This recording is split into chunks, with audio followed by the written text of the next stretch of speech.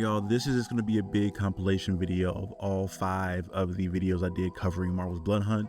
Just for you guys that don't want to go through each individual video, this will give you a big comprehensive one from start to finish. I'm going to cut out a lot of my sentiments at the end of the videos just so it's a smoother flow. So you guys, yeah, enjoy. Thank you so much for clicking on this video, and if you watched the whole thing, watching the whole thing, I appreciate you guys for tuning in, and I will see you guys next time. Peace. Enjoy the videos. So the story kicks off in a very hectic situation in which Scarlet Witch and Iron Man are having a conversation, letting each other know how all the different dark ability users within the world are exploding essentially and turning into portals into the dark dimension. And as their portals are opening up, all this dark force energy is coming through and essentially forming a bubble around the earth, blocking out all sun and moonlight. Obviously, this isn't really good.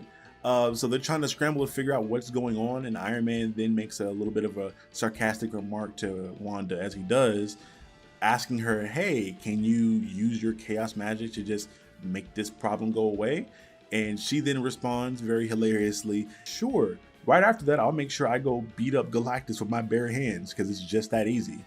And the thing I take away from this little bit of conversation is showing how dire the situation is and how difficult this is going to be to get rid of, just for the factor of somebody like Scarlet Witch, who through chaos magic and her just being very strong historically within Marvel Comics and just having a lot of knowledge on sorcery in general, not being able to make this problem just go away, and it's beyond her. And I think that just shows you just how of a messed up situation that everybody's in at this current moment. Right after that, you're followed by the perspective of different heroes, Tigra and Moon Knight being 2 of them, and the rest of the current Avengers lineup, which consists of Vision, Ms. Marvel, Thor, Black Panther right now. And they're all being attacked and ambushed by hordes of vampires that are just popping up and attacking these densely populated areas and cities around the world. As the Avengers are fighting them back, they're trying to have a communication and brainstorm about who is potentially behind all this hell going on. And you're seeing them come up with theories like Dracula, who at this point in time doesn't really make sense for him to be behind all this, at least in the heroes' minds, with the factor of at some other comic run before this, Dracula had created a vampire safe haven or a vampire country very akin to like Krakoa from the mutants. Like the vampires have their own place in the Ukraine where they're safe and kind of live in harmony. And I think they're sheriffed by Blade. I think he's like the sheriff of the whole city. So Blade and Dracula can pretty much run the city and make sure all the vampires stay in check and they stay over there in their little place. So after Dracula's kind of removed from the equation of potential masterminds behind all this going on, because obviously vampires are popping up and all sunlight being sniffed out has to be connected somehow. As they continue the fight, they then get a communication in from Blade, who myself and a lot of people were kind of waiting on. I'm like, all right, all this stuff's going on. When are we going to get introduced into Blade? Because he has to be the one taking the lead on all this stuff. He then lets everybody know that he pretty much knows who's behind all this and what's going on, and instructs them to convene upon the Avengers headquarters. So as everybody's teleporting in and they teleport Blade in, Blade isn't the one that hops out of the truck that they got teleported in. It is a group of what seems to be a vampire hit squad.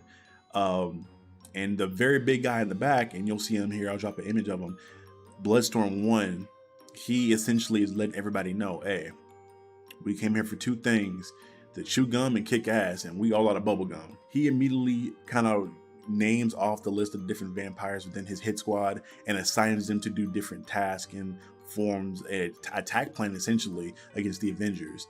And as soon as he gets done assigning roles, they are in action. And the first thing that happens here is that all the different heroes are discombobulated from one of these vampires having some form of significant telepathic ability, in which she's essentially creating like static and pain in everybody's brains. So as they're trying to fight off that static and focus, they are also being blitzed by the other vampires who've been assigned to fight each one of them. So right here's why I want to take a second to kind of like let you guys know just how messed up of a situation this is, because this really reminded me of a scene from Invincible season 1. If you guys have seen it, you guys know what scene I'm probably about to allude to, where Homelander gets all the Guardians of the Globe together in one spot in the headquarters and just starts demolishing them. This is very similar to that. because when I tell you that these Avengers were getting like washed, and we're surprised they were getting washed, it was crazy. Thor's getting cut, and he was just so surprised that something was able to cut him because he's Asgardian, he's a god, he's not used to really taking too much damage at all. And they're letting him know that all these different vampires have some sort of ability to like eat a particular thing, whether it be pain, magic, or whatever else. I'm not quite sure 100% how their abilities work. I probably have to read through this issue a couple more times to get a really good grasp on it. But essentially, they all eat something, maybe either physical or abstract, I guess, for lack of a better term. And as they're eating all these things, it's making these Avengers weak in what they're doing, essentially. Characters like Miss Marvel are struggling. Wanda is getting washed out by her matchup as well. And the thing that also is very important that is said by Bloodstorm 1 is that they don't have any plans on killing the Avengers, because it would be a waste of their bodies and their talents. So he essentially is letting everybody know they're all getting turned into vampires, and that's their plan. Like, we turning everybody in here, and you're going to be a part of our squad. And the most important thing that is showed about this plan is that Bloodstorm 1 has this keen obsession with Captain America or slash Falcon, because this is Captain Falcon at this point of Marvel Comics. He's the Captain America at this moment in time. And he essentially lets them know that, yeah, you're very important because you are a beacon of hope. If for anybody that's not familiar with Captain America as a character in the comics historically, kind of similar to the MCU, he is shown to be a beacon of light and leadership that leads people out of darkness and into better situations around not just the world, but sometimes in the comics around the galaxy. And that being the case, a big motivation for Bloodstorm 1 is to turn Captain Falcon into a vampire and pretty much make him the antithesis of that beacon of light, and make him to something that will make the world kind of give up on resisting. Because usually in the comics, Captain America is the one that gives everybody that ability to want to keep going. But if he's evil in this account and they see that their shield and their hero is somebody that is here to just destroy them all, I guess he just wants people to give up and then make that a public spectacle. The thing that initially surprised me is that after Bloodstorm 1 makes it a point to say that he's trying to turn everybody, you then start to see characters get attacked in very crazy ways. There are two versions of this book. When you go pick them up, there's a regular version that's safe for most audiences, and there is a red band version of the book that I have right here, where essentially all the gruesome, dark, and overly violent art that you're going to see in the book is going to be in that version. Things like disemboweling, decapitation are going to be shown there. And we definitely see something in this book that really messed me up. You see Thor get a spike of some sort thrown right between his eyes. And it's like it impales him in the head pretty bad. And from that point, when I saw it, I was kind of surprised because, bro, you said you wanted to turn them into vampires. Why'd you just dome piece this dude? So you see Thor go down and get bodied. You got to Iron Man getting his suit like invaded almost immediately from his matchup. And Wanda and Ms. Marvel are also getting throttled as well. And you cut to Black Panther, who's getting the literal mask beaten off of him. And he has a smart moment where he's like, hey, bro, they got it. We weren't ready for this. They blitzed us. We have to retreat. So he's then trying to force the computer that they have, which is some sort of Jarvis system, to get them to retreat and teleport them out of there. The computer's not allowing it. And then he has to, I guess, go past that into their emergency protocol and calls for Captain America to be the first one taken out. And this shows just how important that Captain America is to Bloodstorm. And I'm very interested to see how important he is in future issues of this run, for the factor of he is going nuts about trying to make sure that he gets Captain America. So much so that he essentially is like, hey, Black Panther, you fucking up, you're done. And just puts his hand through Buddy's chest or stomach. I can't remember like where exactly, but through his upper torso, hand goes completely through, and he just disembowels Black Panther essentially. And again, after watching Black Panther get murdered and Thor get dome-pieced, I'm starting to understand that in order to be turned by these vampires and the way they do it, you don't have to be in full assembly, for lack of a better term. Because if you look at the cover art for the different future tie-ins that have been announced for Black Panther, Miles Morales, and Wolverine. On the covers, you see what looks to be a vampiric Black Panther and Miles Morales being a vampire. So I'm assuming all these characters were turned at some point, and I'm curious to see just how many more popular characters in Marvel are turned into vampires and are just threats going forward. As that fight ends and the Avengers are able to kind of escape with their lives, at least a few of them escape with their lives, you're then kind of moving through the world and you're shown that we are appearing at Doctor Strange's Sanctum Sanctorum in New York. And him and Clea are essentially like on the hunt through all the different spell books to create a pretty much vampire nuclear bomb, for lack of a better sense, almost like a bio spell that goes around and murders every vampire in existence. And as they're trying to figure that out, you have Blade pop in and kind of check in on them, letting them know like, hey, came to see y'all and kind of give y'all an update on what's going on because shit be crazy outside.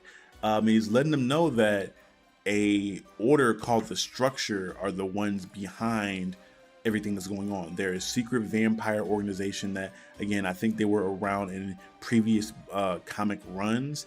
Blade lets Doctor Strange know that initially they were just a regular run-of-the-mill cult, vampire cult. Blade lets Doctor Strange know that in the past they were just a run-of-the-mill vampire cult that weren't that crazy organized.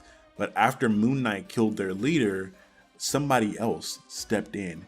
Someone more organized, somebody more dangerous and more cunning stepped in and started devising plans for things that are going on. And keep in mind, as Blade's giving this monologue, you're starting to kind of notice him act kind of funny. Because at this point, you're wondering, hey, why wasn't he there with the Avengers when he called everybody in? Why is he here kind of acting kind of funny, taking his shades off and looking around kind of shady like? And what I would assume talking in a very suspicious manner. You then cut to Blade letting Doctor Strange know it's me, but not just announcing it verbally. Again, if you have the red band edition and what I saw, you see him cut Doctor Strange clean in half with this katana. Like literally you see large and small intestines just spread apart as Blade cut him in half. In the regular edition, I think he just impales him, so I'm curious to see how, like, if that matters at all going forward in the story. But yeah, the big reveal at the end of this book, Blade is the villain of the story. But near the end of his evil Bond villain routine, we see this version of Blade not only send the Blood Coven off to go capture Captain America, who we know is very important to him from the first issue, but also go capture the character known as Bloodline, aka Brielle Brooks. For people that are not aware, Brielle is the blood daughter of the character Blade. She currently, right now, as we transition to her, she is with Dracula right now in New York. Dracula has whisked her away from Atlanta and brought her to New York because he, in his eyes, sees that she's very important to the entire event that's going on with Bloodhunt in general. I don't know what she's needed for. I'm guessing some kind of weird ritual down the line, but obviously she's very important to the steps that this version of Blade has to take over the world, which in his eyes, he's already won everything, but he has like extra stuff he still wants, and that involves Blade's daughter, Brielle. So as they're in New York fighting, Dracula's kind of letting her know like, hey, we can't just keep protecting random innocent people that are insignificant. We have to go about protecting you and saving the world because you're very important, and the Blood Coven's on the way. So either he has a sixth sense that he knows that the Blood Coven is coming after Brielle, or he kind of just knows what the plan of this whole thing is, and he's pretty much doing his best job to keep Brielle protected and keep her away from the Blood Coven altogether. As soon as Dracula finishes up his whole mini monologue about keeping her safe for the exact reasons I stated earlier, we then have somebody mysteriously pop up and say hello to the lovely duo. And then we kind of take a quick cut away from there to go speak with Hunter's Moon and Tigra as they're kind of fighting off a bunch of other random vampires and saving people. When they're done with that, they pretty much come to the conclusion like, hey, vampire shit is going on, the sun's being blacked out, we probably want to go stop by and take a little quick visit to Doctor Strange. At the end of them finishing that sentence, we then see Miles Morales pop in, kind of letting them know like, hey, I want to tag along with you guys to go see Doctor Strange because I don't know where the hell his place is. Tiger then kind of like getting kind of snooty with him like, you don't know where his place is? Oh my god, most heroes know. He's like, hey bro, I'm new at this, I haven't been a hero for too long, I don't know where this place is, nobody's told me where it is, I'm just on the way there. So he tags along with them as they're going to see Doctor Strange to try to figure out what the issue is, but we know as viewers that Doctor Strange hasn't had the best bit of luck when it comes to dealing with visitors. They're greeted by Doctor Strange at the front door by his astral form, and he kind of lets them know like, hey, you can come on in, but we also have some trouble going on in here as well. And for people that have read the first issue of Bloodhunt and also read the Doctor Strange tie-in, you're aware that Blade has pretty much cut Doctor Strange in half and also left him a vampire. If you've read the Red Band edition, then you'll see him be cut in half, but if you read the regular version, then I think he was just stabbed in the back. But I guess that was the cool thing here, is that in the Red Band edition, they stay pretty consistent, and Blade cut him in half in the first issue. And in this issue, he's still pretty much in half with his small intestines kind of lingering out everywhere. And you see him in some kind of like entrapment spell that's being performed by Clea, Doctor Strange's wife. I guess just to kind of keep the body intact while they try to figure out a cure for everything going on to get Strange back into his body. So until they do, he's kind of walking around like Dead Man from DC Comics. Cutting back to Blade and Betrayal, they are by no surprise greeted by the Blood Coven, who have made their return upon Blade's orders to capture Betrayal. And there's a bit of interesting dialogue that happens here that kind of sheds a little bit more information on the Blood Coven, as well as the big boss of the Blood Coven being Bloodstorm 1. It's kind of revealed through conversation between him and Dracula that Bloodstorm 1 is a genetic clone of Dracula. I can't recall who created him. I think it had something to do with AIM possibly, or SHIELD, but one of these companies and organizations created this clone of Dracula initially. So it's made very apparent in their dialogue this isn't their first time meeting one another. It's also made very apparent that Dracula kind of has this like wild power trip and does this whole declaration of power that a lot of like nobility in a lot of media does, where he's stating his full name and his title as being Lord of the Vampires and Lord of all monsters. And Bloodstorm then is like, hey bro, you not that no more. You're not him anymore. We have a new master. That dude is the dude. But he's not only the dude, he's the philosophy. Those are the exact words that were used. So whoever is controlling Blade is not only using his body as a vessel, but also is kind of creating this sort of religion or cult-based activity to where they worship him as a god in this vessel. Or maybe he is an actual god that has taken harvest, or maybe he is an actual god that's taken residency up inside of Blade's body. I'm not quite sure yet. This is probably, again, alluding to a prior Blade issue or vampire run that I'm not aware of yet. After their quick dialogue they have there, the Avengers make their return to fight the Blood Coven once again.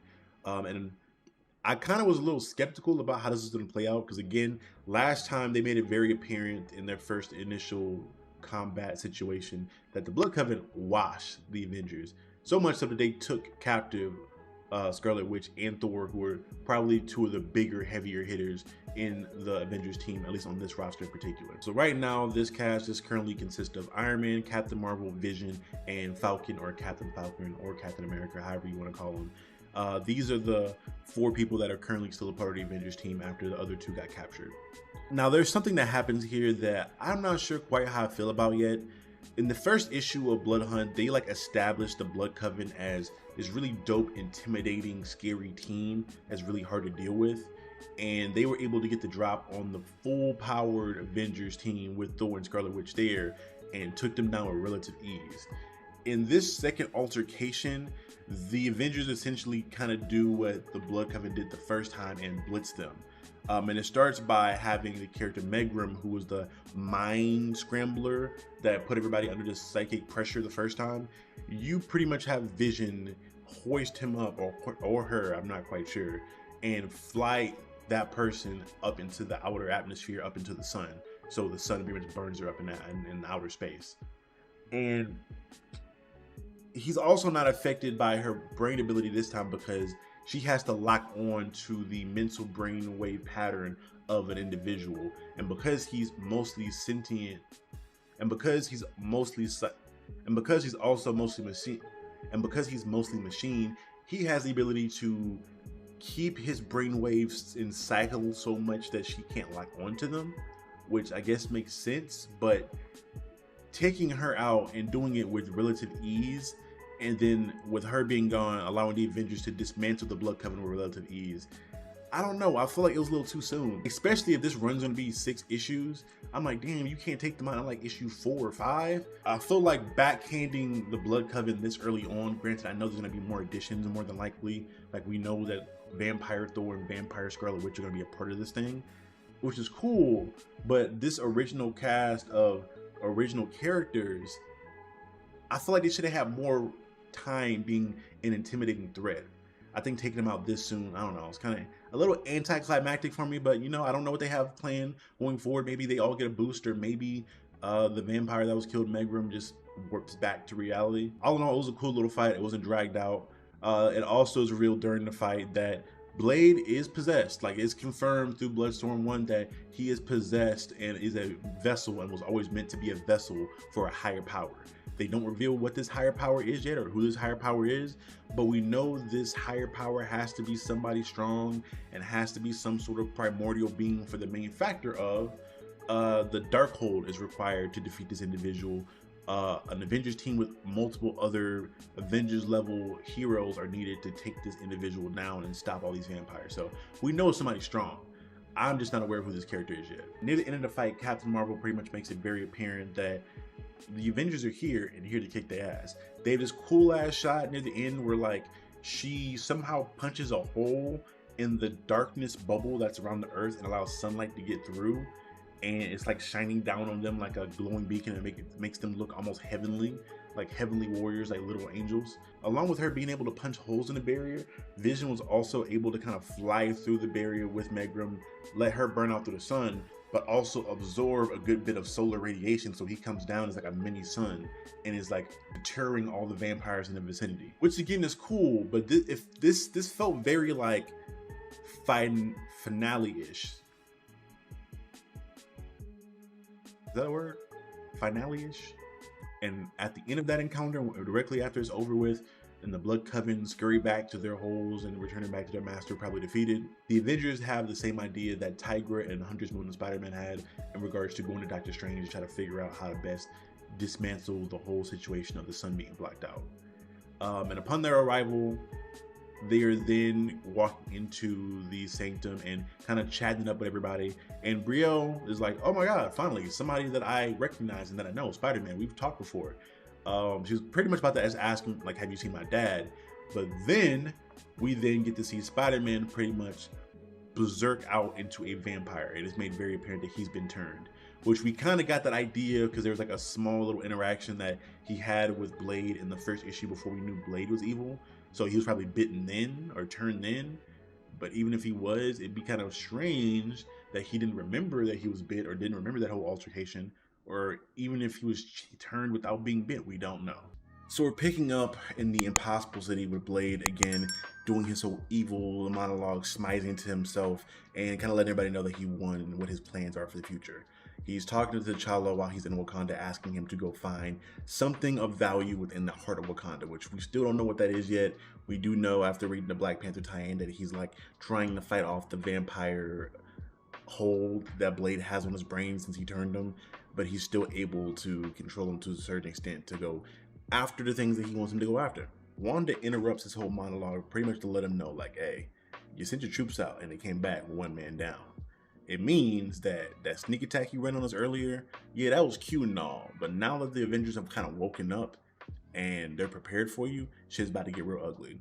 And as she's kind of going through this, we're noticing that the Blood Coven are drinking the blood of Thor. So it's pretty apparent that they're kind of just like draining his body of all his blood and consuming it for a power boost. I'm so surprised that he just wasn't turned by Blade, which maybe Asgardians have some kind of resistance to vampiric DNA. I don't know how, or if that's the case, or why they just decided to drain him and not try to do to him what they did with Black Panther and like control him and make him a soldier of his. Again, he'd be a strong ass soldier to have. Along with Wanda too, is Wanda's just like here chilling. Why would you not want the Scarlet Witch, a strong ass witch like her, to be a part of your whole army? So I'm interested to see what's going on here more as far as Blade, well, what looks like Blade and whatever's inside of his body. We pick up where issue 2 left off in regards to Miles Morales going full vampire and everybody. Vision tries to stop him, and Vision fucked around and found out really quickly because he is shocked to all hell by Miles. And right after that, we have Clea and Doctor Strange coming in to alleviate a little bit of the pressure and the crazy shit going on right now by tying up Miles and then using the Eye of Agamotto to kind of calm him down and lower his bloodlust so he can actually think and be a regular human being for once. After the Miles situation is dealt with, we essentially get the whole group kind of sitting around and looking at each other like, hey, you have the same problem with the same person? Did you have the same problem with the same person? And everybody pretty much agrees, yeah, Blade's a fucking problem. Brielle apparently was not told by Dracula or anybody that her father is the fucking problem that is causing everything that's going on here. I initially was wondering why Dracula was so dead set on getting Brielle and like making her the help into defeating Blade. And he lets everybody know and lets her know, even more specific, that because she is the prodigy of him and they share a bloodline, she's the only one that can defeat him on some King Arthur type shit. I don't know how that works, but it makes a lot more sense now, because I doubted he was doing this as a altruistic thing, like he had to gain something from it. And it's just the fact of he just can't beat Blade. He cannot fuck with your daddy, girl, so I need you to go take care of him for me. And upon finding that out, like any regular normal person probably would do, she dips out when nobody's looking. And it becomes like a recurring thing for her where she just dips out when people aren't paying attention. If you read the Miles Morales tie-in that comes out after this, it's hilarious because whenever people aren't looking, she's just like dipping out on some Batman shit. It's like her new thing now, I guess. After that whole situation, the gang is pretty much all sitting down and game planning on what they're going to do to save the world. Because they're Avengers, right? You know, that's what we do. We save the world. We avenge shit. So essentially, the group is going to be tackling this battle from 3 different fronts. We're going to have Clea and Strange try to get rid of the blacking out of the sun and get the sun back so that we can even out this fight a little bit more. We then move on to Tigra and Hunter's Moon, and they bring forth a very interesting statement saying that they have an ability to raise an army that is 1, impervious to vampire bites and being turned, and 2, they have no fear of vampires, so they're going to go in guns a-blazing.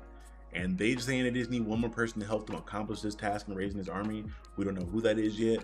We can kind of gather an idea of where they are later in the book, but that's an interesting run from them as far as getting that task done. Third, last but not least, we have the main Avengers team being Tony, Vision, Captain Marvel, and Sam Wilson, Captain America. Those 3 are essentially going to be tackling the main villain in Blade and the Blood Coven. The really dope thing we see next is the bringing back around of the idea that T'Challa and Bloodstorm 1 spoke on in regards to Sam Wilson, Captain America being a symbol of hope for the human race and the planet Earth in general. We see that Iron Man hacks into pretty much every radio or satellite there is on the planet that's available. And we have Sam Wilson go ahead and give this really inspirational monologue to get the hopes in the minds of everyone on the planet in line, letting everyone know that, hey, we've had big threats like this before. We've had Null come through and try to take over the planet. We've had the Skrull try to take over the planet. We've had Hydra try to take over the planet and take things from us, and we said no, and we avenged some shit. We did our job. And he essentially lets everybody know, like, hey, things are gonna be tough right now. Vampires are on some bullshit, but we will take care of this because we the motherfucking Avengers. So have some faith in us. And one thing we're noticing as that whole monologue is going along is that we're looking at different locations in which it's broadcasting, but you're starting to see where these different teams that separated are going. So we noticed that Hunter's Moon and Tigra are dipped off into a portal waiting towards Asgard, and they have a third person running with them now in the party, the person they were looking for. So any person looks kind of green, so I'm thinking it's possibly Loki, which would make sense too if they have Thor strung up like that, like draining his blood out on the ship. I would think that his brother would come and try to help him out. So maybe Loki's gonna help them raise some kind of army, which maybe like what, like dark elves, frost giants, I don't know. But it's gonna be cool to see what they're gonna do later on in the next issue. And for Clea and Doctor Strange, they also made a point to say that to accomplish their task, they're going to seek the help of another. And we are now in Latveria with them. So you see them talking to Doctor Doom potentially in the future, because if it's not Doom in Latveria, I don't know who else is going to be in Latveria that can potentially help out in the way they needed to get rid of the dark clouds blocking out the sun. And then lastly, we see Wakanda, which is not a member of the team currently right now, but we see T'Challa in like the underground caves of Wakanda, seeing the message and like kind of like breaking out of the trance a little bit again to kind of compliment Sam on his I guess, inspirational speech that he gave to the troops. And it's just dope to see that they made him a very integral piece of at least this part of the story. I don't know how important he will be going down the line, because the big point they tried to make for Sam Wilson in the beginning of the run in issue 1 is that Captain America is a symbol of hope for the human race, and that if Blade was able to turn him and show everybody that the symbol of hope was turned into a vampire, that would kill the morale of human beings and cause them not to fight back. The only critique I have on that, where I'm like, okay, I guess that's a big thing, is everything we've seen up until this point in regards to all the Bloodhunt tie-ins, the other 2 Bloodhunt main issues, is that regular people are not standing a chance against these vampires. Hell, a lot of the heroes like Wolverine, Jubilee, the Midnight Suns are all kind of struggling a little bit dealing with these hordes and hordes of vampires. So if the heroes are struggling, and we know they're not going to give up hope, and a lot of them don't really need that inspirational speech because they've been through shit like this before with the invasion of Null and other huge major threats to the planet like Thanos, I don't see why the regular people of Earth really needed that pep talk, because they're not fighting back and surviving these vampires, nor are they really mattering in the sense of defeating the overall threat. So maybe they have it to where like the power of friendship prevails and the human race can like give energy to Sam like a goddamn spirit bomb from Dragon Ball. I don't know. And I understand the premise of using him as a symbol of hope. That's what Captain America is at its core. He's a symbol of hope to Americans and the human race in the Marvel universe, but it just felt very, very like null and void here. Like it really doesn't matter, because at the end of the day, these vampires are here and they're trying to kill people. These regular people are getting fucked up one way or the other, because they're just not. And it's enhanced as these vampires are in regards to speed, agility, strength, and yeah, the ability to bite through your fucking neck and drain you with like 4 pints of blood in an instant. I just don't see the point of it, but I digress. Lastly, we see that a part of the plan in doing the whole monologue speech to the troops thing in general, Captain Marvel makes it a point to say that they need to draw Blade out of the Impossible City with the Blood Coven to fight them on Earth, because for whatever reason they just won't be able to get into the Impossible City anymore, I guess. So their plan is to have Sam give this speech and super antagonize his being, and the way they discuss it, at least the way she phrases it, is that there is something wearing Blade's skin, or something inside of him possessing him. So I guess is what we're going to go with as far as the theories on what's going on with Blade right now, why he's a villain. Something's possessing him. We don't know what it is yet, but something's inside of his body possessing him at this point. And he's very irrational and not as calm and collected as Blade is. So to Carol's point, she knew that them giving that speech was going to trigger him, yet it did, and now he and the Coven are on the way back to Earth after they got the fueled back up and drinking a bunch of Thor's blood. So we are kind of at an impasse too. And last thing that happened too as well is that Blade, I guess, essentially crashed this big like building down that is called the Temple of First Blasphemy. I'm not sure what that is. Again, if you are a big comic reader in regards to keeping up with all this Blade stuff before Bloodhunt, let me know if you know, if it's something that's completely new. Hey, I'm excited to see what it is and how it plays into the story going forward.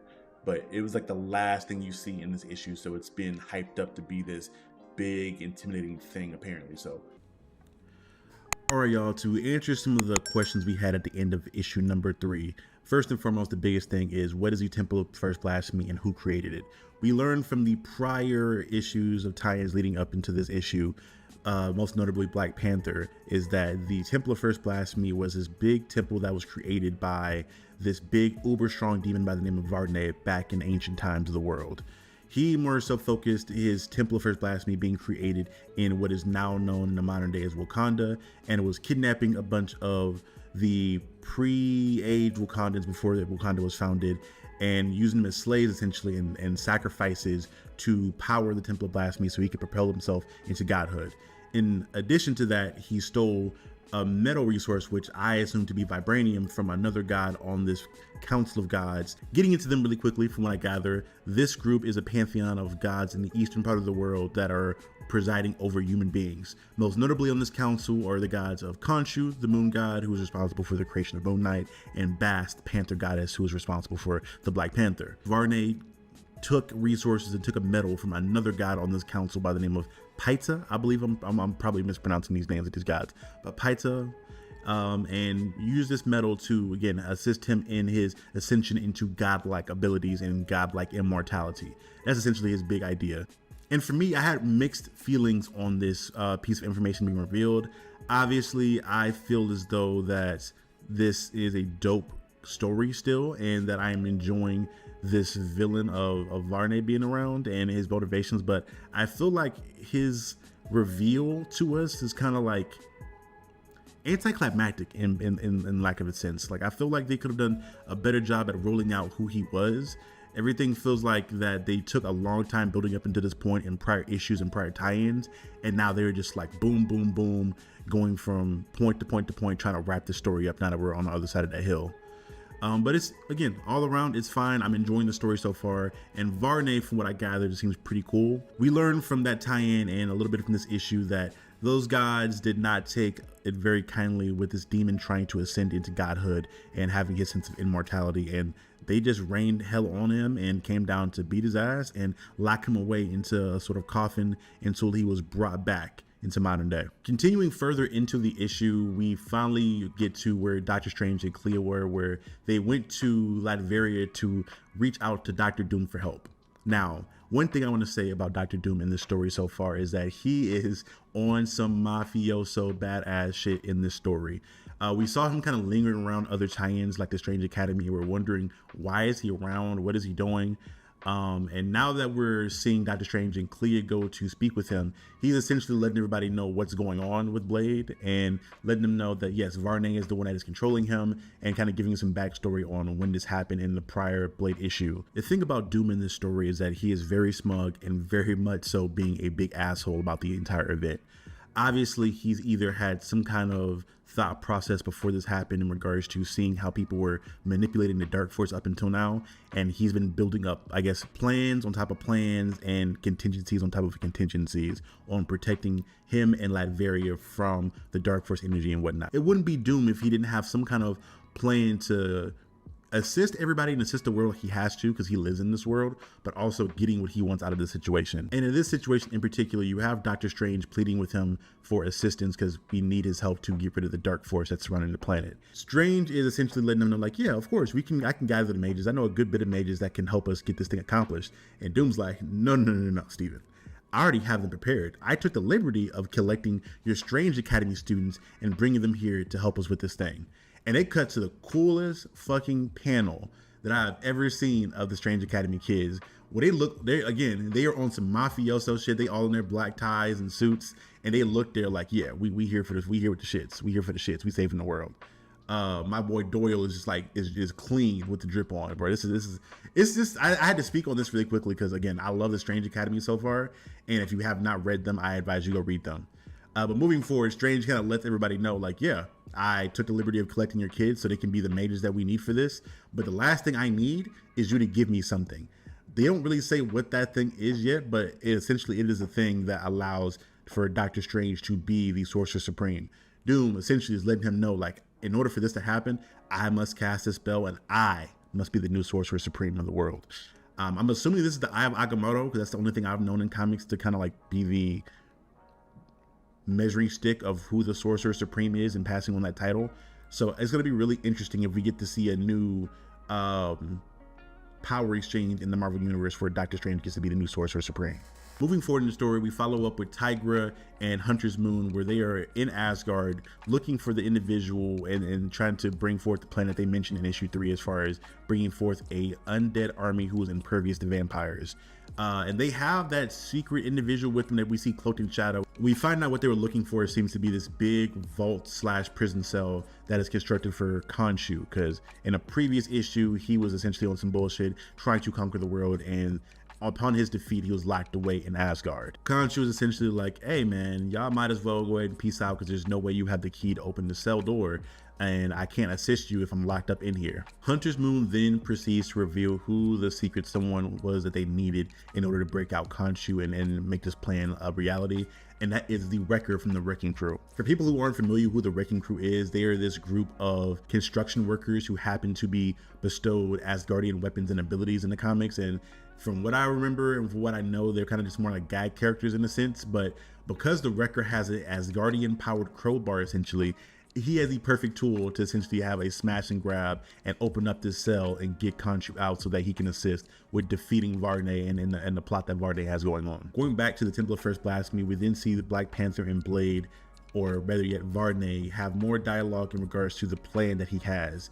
He brought back the temple and is drinking some of the god blood of Thor in order to power himself up and complete a ritual in which he will become the embodiment of the dark force, and in his own words, the unliving dark force. From what I gather, he's essentially like a shadow demon now with the ability of like dark energy, but he's also in the body of a Daywalker and Blade, who is also super hyped up. So this version of Blade is probably just like as strong as possible and as can be. And I know what y'all are probably thinking, with him transforming into the unliving dark force, how strong does that necessarily make him? My estimation from reading how he's describing his ability and his strength is that he's somewhere on the essentially strength level of someone like Null, the symbiote god, where you have the ability to just overtake entire planets and stars with the dark force energy that he has now. And he's that big of a threat now. This is something that a lot of people are going to have difficulty contending with in this universe. Not soon after his rise into his new abilities, Black Panther then points out that there's a full moon in the sky. And normally with vampires, you think that'd be a good thing, but this is the key sign that Khonshu is free, and there is a big power balance that has shifted over to the side of the good guys now. Because the sun and the moon were supposed to be blocked out, not allowing for any sunlight to rain down on the earth. But with Khonshu being out, he's able to implement the sun and make this a big thing. And with him implementing that and his powers being able to rain down, he's able to essentially revive all of the past moon knights that he's had over the decades and centuries that he's been around. So he has this undead army with no blood and no fear, where they essentially can just fight these vampires without fear being turned, and they have a arsenal of silver and all kinds of other weapons in Khonshu's armory that can take on these vampires. And for the people that haven't been keeping up with comics up until this point, in the prior issues where Khonshu was wilding out, at the conclusion of that story, it saw the death of Mark Spector, Moon Knight. And as you can assume, with Khonshu being brought back and him resurrecting all of his old right hands, this indeed in turn brings back Mark Spector, the Moon Knight, back into the fold, and he is back into the Marvel Universe and making a huge impact on this battlefield. After this realization, we then see that the Black Panther pulls out this stake or a blade of some sort and is preparing to try to make an attack on Blade.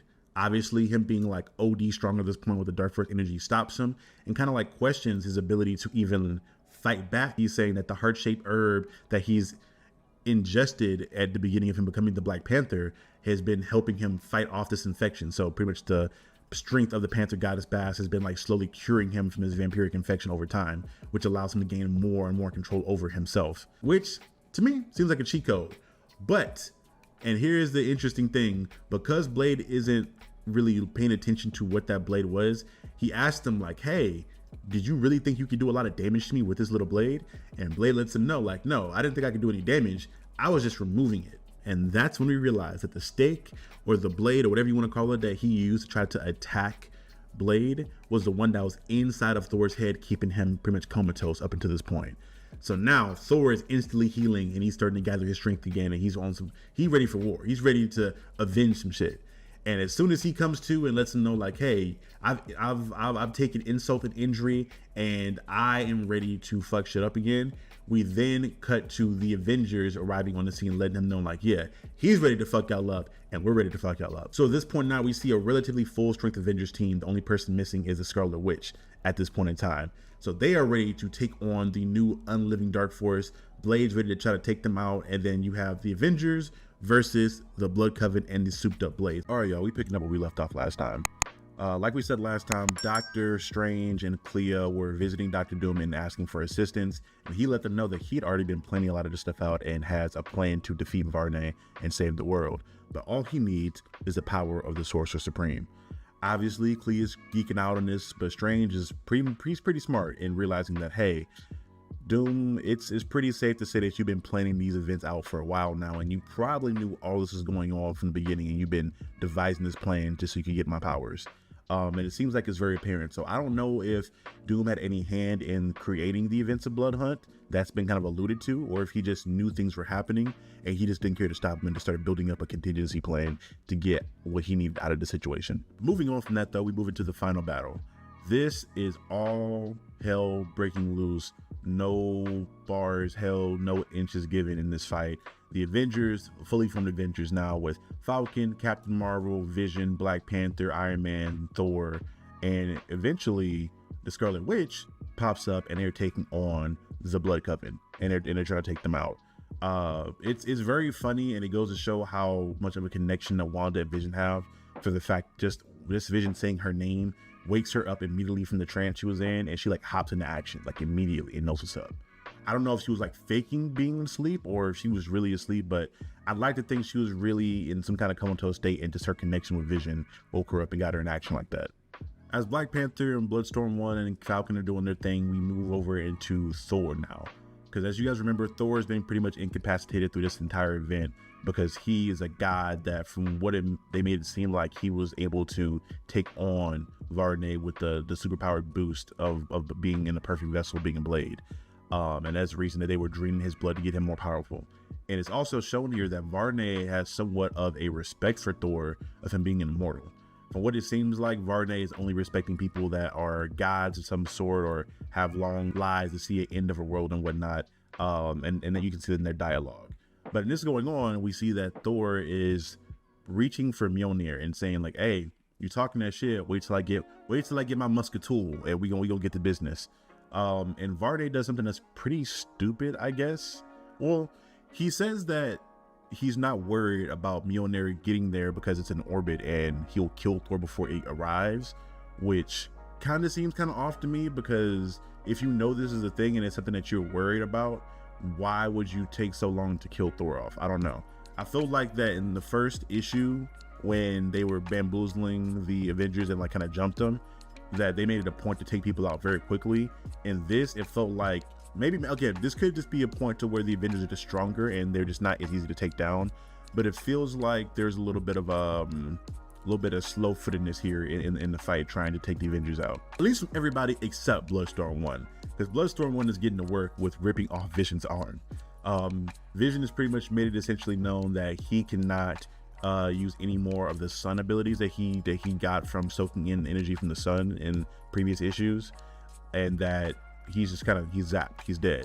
So that being the case, he is really getting like ripped to shreds by Bloodstorm 1, and it's hard for him to really give the damage that he needs to give to keep them down. Even further, Tony makes it a point to say that he needs the Montesi formula activated so we can get these vampires up out of here.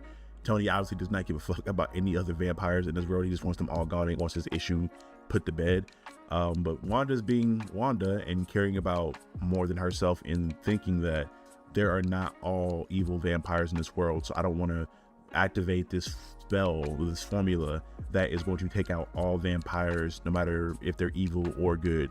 And just she's not activating the formula. So we have that out the window at this point. We're just not using that, which is an interesting thing to see, the morality complexities in the story and in Marvel in general, where you have a moment where the literal world is at risk of being destroyed, and the one ace in your hole you have, you feel like you're not going to use it just to follow your morals and your ethics, which is it's something to be said about some characters. You can call that dumb or stupidity, but I mean, it is what it is how you interpret it. But it's interesting for me, at least, to say the least. Transitioning from people of good moral ethics and a good moral compass, we're moving into Dr. Doom again, into which he's pretty much letting Clea and Strange know, like, hey, I can solve this stuff, but I need your abilities to make me strong enough to do so. In doing this, Strange pretty much lets Doom know that I don't trust you, like, as he shouldn't. Like, nobody should trust Doom.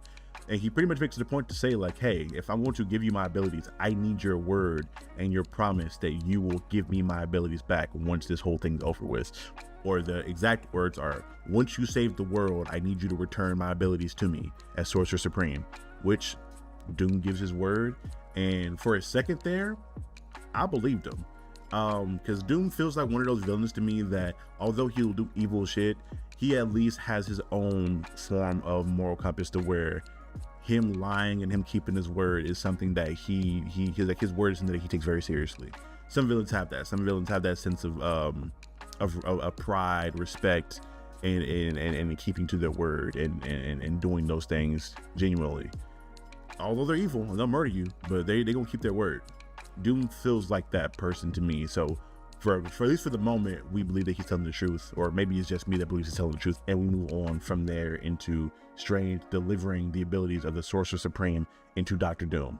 And for what I know, for the first time in Marvel history, Dr. Doom is now the Sorcerer Supreme of Marvel Comics. Y'all let me know if there's another run that I'm forgetting about where this was a thing, but to my knowledge, this is the first time this has happened. We've seen other characters like Tony Stark hold the Sorcerer Supreme title and mantle, but Doom having it is a first for me. And essentially all he gets the logo on his cloak, I guess, for lack of a better term, that Strange has, and he gets the cloak of levitation and the eye of, I think it's the eye of Agamotto that's on the cloak. So Doom is just broken at this point. On top of the mystical abilities and the technological abilities he already has, now he has the powers of the greatest wizard and sorcerer on the planet Earth. Moving forward, we go back to New York and we meet with Brielle and Dracula. If you guys did not read the prior tie-ins of this, Brielle's pretty much come to the conclusion and to the decision that she does need to kill her dad, and has come to that decision without fighting back on it anymore after kind of doing some soul searching with Varney and visions of her father and her classmates and whatnot. And that being the case, it's been made also very apparent that Spider-Man Miles Morales is just like kind of trying to get her not to do it still for whatever reason. This is another thing where like Spider-Man and Wanda have this thing to where they will hold their morals and their ethics above anything else. Like even with lives at risk where they want to save people, they are not going to sacrifice being good people to do so. And it's just, again, it's very interesting to see that from characters in a moment like this to where the world could possibly end. They just always feel like there is another way and a better way. But Brielle being Brielle, she sees it as being her responsibility and something that she needs to get done.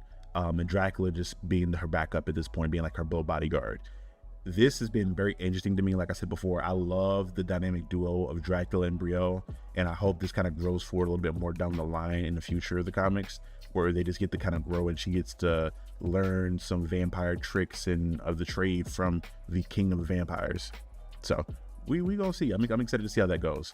Moving forward again, we go back to the fight where Varney is just being a badass, and I have to say, I absolutely love this version of Blade, the Varney possessed version of Blade, because he just looks cool as fuck on screen with his shadow abilities and how he's using both his katanas with the leather, and he's like he has aura. He just has the aura, and I'm really enjoying seeing this version fight. The only issue I have with this here, from a story perspective, is that we made it a big point earlier to discuss how Mjolnir getting to Thor was going to be like a big, I guess, playing field leveler in regards to Thor getting another level of power, and Varney being pretty certain that he could kill him before he got there. And Varney doing a typical villain thing where he's monologuing and not paying attention to what's going on around him. Mjolnir gets to Thor, and Thor just gets the cocoon that happens, and he bursts free from Varney's grasp, and things kick off. Well, if we believe they're going to kick off. As that happens, Tony figures that, well, hey, I can't have at least the good thing of having Wanda kill all the vampires with the formula. Hey, Captain Marvel, can you at least blow a hole through the clouds again like you did before? Which I guess this makes more sense now as to how she was able to do that beforehand, because she makes it a point to let him know that in this moment in time she can't blow a hole through the clouds this time because it's too thick here, which makes sense just because this is where it should be at its thickest, because Varney is here, where he's like the living embodiment of the portal to the dark force dimension. Moving forward from that, we at least finally get something that goes right for the heroes, where we get the return of Moon Knight, Mark Spector. He makes his big return to the battlefield with them, where he arrives with the armies of Khonshu and all the prior Moon Knights and lets them know that, hey, I'm here. And he just looks sick. I love the design for a lot of these versions of these heroes. They just look menacing and badass to me. And as we get back to Latveria, Doom is pretty much letting Clea and Strange know that he's been preparing for all this stuff going on, and that the magic used to create the breaches to the Dark Force dimension is the result of really old Atlantean technology, and it's a spell penned by the same hands that inked the Darkhold in the dark days of that universe, of this universe. It's powerful magic that he's trying to undo with the abilities of the Sorcerer Supreme and having the assistance of the kids from the Strange Academy. And I just love this artwork. It's vibrant, it's beautiful, it's clean, and stuff like this is the reason why I can understand why a lot of people love Doom. I personally like Doom as a character. I didn't share the same love for him that a lot of other people did, but stuff like this and showing panels like this it's very easy to see why people actually love Dr. Doom. But we pretty much learned that Doom through Latveria has acquired a lot of those old relics that he mentioned earlier from the old days of Atlantis, and is using those and the abilities of the Strange Academy students to kind of weave a force of magic so strong where he can undo that magic that Varney had cast that brought forth the breaches to the Darkhold dimension. But before he can do that, he needs a lot of distractions. I guess he just can't overpower Varney outright without having something to distract him and break his concentration.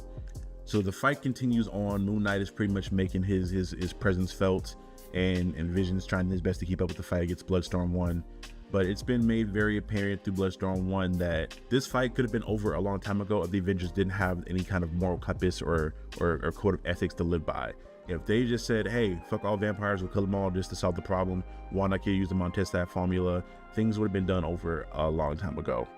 And a lot of characters would have been dead at that point in time. Moving forward into the story again some more, we're learning that there's not really much that the Avengers are doing to make a scratch on Varney at this point in time, and which is kind of, and then again, it's another thing with me with Thor where they keep making it seem like Thor is going to stand a lot more of a chance than he did previously, especially after getting Mjolnir.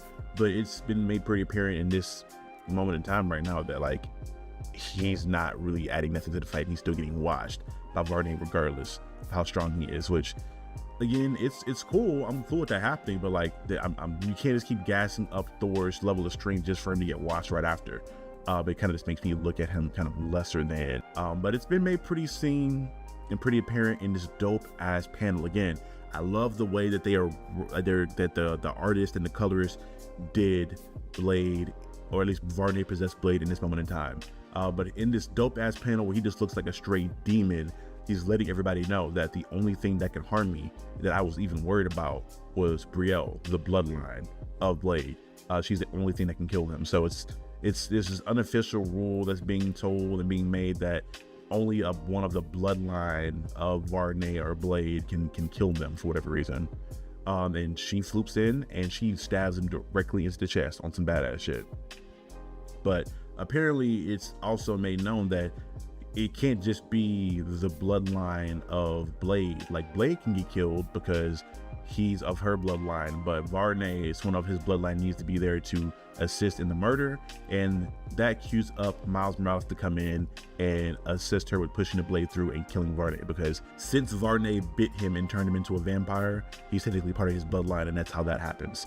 And that gives Doom all the distraction he needs in order to reverse the breaches and send all that dark force energy, what it seems like, directly back into Varney. And Wanda then takes that opportunity to extract Varney's spirit from Blade himself and then like imprison him into some kind of like crystal prison. So obviously Blade is like bleeding out because he got stabbed in the chest. They're working on healing him, so it seems like he's gonna make it through. And with Varney being in prison, Blade being free, and the dark force being reversed back into him, or at least breached to where it's thinning out, the sun is coming through, and there is a brighter day and a brighter tomorrow. There's still a lot of other dark spots in the world apparently where vampires may be running rampant, but that's going to be part of the cleanup they're going to have after this event, and a lot of the tie-ins we're going to be seeing after this with the Fantastic Four and et cetera, et cetera. All in all, this has been dope, and I absolutely adored the story thus far. Is it a perfect story? No, but it does leave some things to be desired in the end in regards to Brielle's impact was kind of hyped up, and I feel like this should have been a little bit longer of a story to showcase how much she actually mattered to it. It felt like this story was like a setup for a lot of these characters in regards to their solo stuff, and it didn't feel like as much of like an Omega level threat as I thought it would be, just because it felt kind of fast. It felt like for a minute it was taking forever for these issues to come out, but by the end it felt kind of rushed to me in how they closed the story out. I thought this book could have been easily maybe 30 pages of an issue, or maybe stretches out into 2 more issues just to kind of, give things the proper timing and pages they need to finish these fights out right. I just think there's a little bit more they could have done as far as the length of this story, but I digress. But before we get ready to close the story out and wrap up this video, there's one more thing that happens at the end of the story that I find very interesting. But we return back to Latveria to see Strange kind of letting Doom know, like, hey, thanks for the help, man. You did a lot to save the world, but now it's time for you to keep your oath that you promised me and return my abilities because you saved the world now. Like, it's over with. Doom is letting him know, like, of course, I'll keep my oath after I save the world, like I said I would. And Doom does nothing halfway. So there's some other shit Doom has planned, and again, he's been planning a lot of this stuff for a while now, apparently. And he plans on keeping the abilities of the Sorcerer Supreme for a while. We are going to figure out very soon what Doom has going on there. At the end of this issue, it's told to us that Doom in November has a lot of stuff going on. It's probably going to have a big event or a solo series coming in November, which I find very coincidental that we got the announcement of RDJ Doom, and then we get a Doctor Strange Supreme powered up Doom in the comics coming in November. It seems like a little happy coincidence. I don't know if they're coordinating a lot of these releases and information with the comics versus the movie people, but I would not be surprised if they did, because this is very coincidental for this to happen at this moment in time.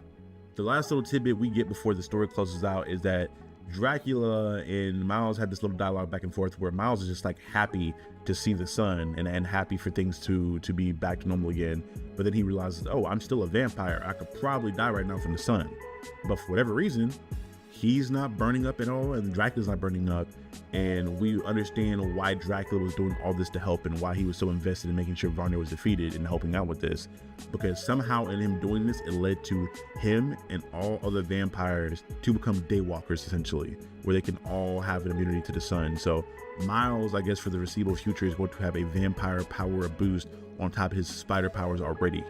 So that's going to be sick to see, and just really dope to see how this goes forward for all the other vampires and how Dracula goes about using this new bit of found ability to see the sun and operate in daytime now to get things done. But on the final page, we get to this panel of Doom casting out a transmission to the entire world, letting the entire world know that the world is safe now, and it's all safe due to the Earth's new Sorcerer Supreme, Dr. Doom. And he's kind of doing this thing to where, hey, I'm here, I have the powers, I'm the new Sorcerer Supreme, you guys have me to thank, get on your knees, kiss my boot, kiss the ring. So again, I'm really interested to see how this new run goes. I may actually pick this run up in November to see what Doom does, and if you guys want me to cover this, let me know in the comments below. But I'd be down to take a look and take a gander at this, because again, I haven't been a huge Doom guy over the years. There's some stories that I absolutely adore that he's in, and I respect him as one of the biggest, if not the biggest, Marvel villain there is. But y'all let me know if y'all want to see me cover that run. I don't know what the name of it's going to be yet. I don't think they've announced it yet, but yeah, Doom as a Sorcerer Supreme is going to be a problem for a lot of people. So I'm excited to see how that works and what comes with that. All in all, this has been a dope series and a dope run of comics that I've been excited to get into. Like I said before, I haven't been collecting or even avidly reading comics super close up like this for a while now, where I'm following every tie-in, every issue, every week or every other week when these things are dropping. I'm buying like all 5 tie-ins that drop that day, and I'm reading everything. I probably read over the course of this entire run and read and bought it feels like 60 to 70 comics is what it feels like in this big tin I have in the back, or this big box I have in the back of my room in my office space. But again, let me know if you guys enjoyed Marvel's Bloodhunt. Let me know if you want to see me do a bigger discussion or even talk to more people about this run and its conclusion, or even if you want me to cover this new Doom run that's going to happen in November. Let me know all that stuff below. What were your thoughts? Did you enjoy my commentary? Did you think it was ass? Just let me know any feedback, any constructive criticism is good in the comments. Again, this has been Captain Diesel of Captain Diesel's Dojo, covering Marvel's Bloodhunt, and we'll see you guys next time. Peace.